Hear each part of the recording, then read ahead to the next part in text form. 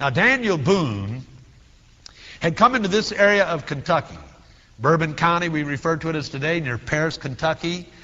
And he had found and discovered a 14-mile ridge, and it was covered with canebrake, and game was plentiful. And so when he went back, he encouraged all the settlers moving west to go to that area of Kentucky. And that's where this little Presbyterian meeting house got its name, the Cane Ridge Meeting House.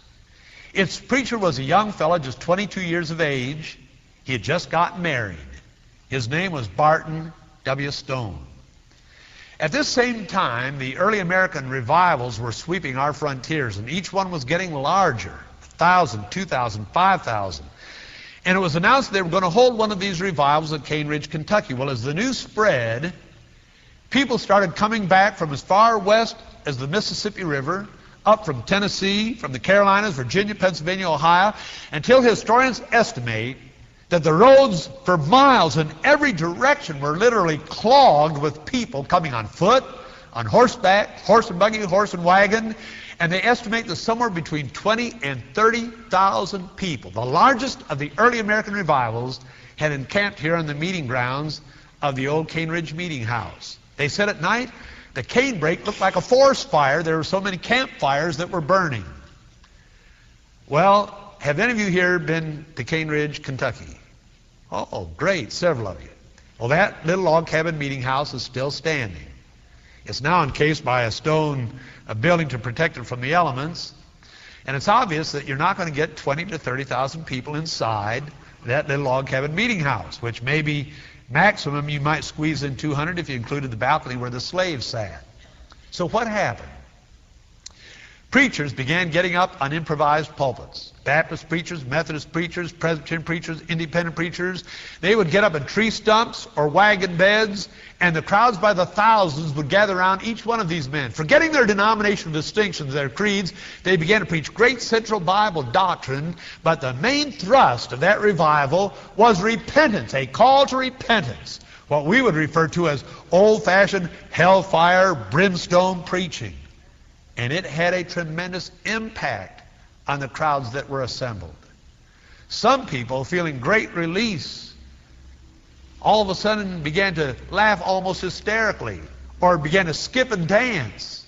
Well, in a crowd of 20 to 30,000, you're always going to find a lot of hecklers and mockers, and they began to hoot and jeer, and they called this the laughing exercise or the dancing exercise. Well, some people, however, had just the opposite reaction. Under conviction, they would just begin to weep voluminously. Well, they called that the crying exercise. Some people, under this conviction, as the impact of the gospel hammered on their hearts, began to jerk. Well, they made hay out of that. They called that the jerking exercise. And some of these people that were jerking, under this conviction, jerked so violently that they gave out with guttural sounds. Well, they made hay out of that. They called that the barking exercise. Some people would give out with a shriek and fall over on the ground and lay there in a state of almost paralysis for an hour. They call that the falling exercise.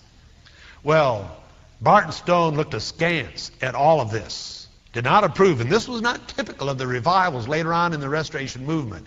But he did have to admit that a dramatic change in the lifestyle of many people is evidenced by these people who had come under this conviction. Well, that revival concluded after just 7 short days. You might wonder why. For a very practical reason. The countryside was depleted of food.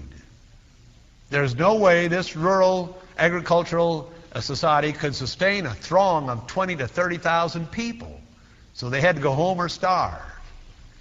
But as they left with a tremendous impression made upon them. However, after 3 or so years, the fires of the Cane Ridge revival had burned out. It is always thus with subjective religion. Religion that's based upon feeling and emotion exclusively. That which you win them with, you have to keep them with. And the fires of the Cane Ridge revival burned out.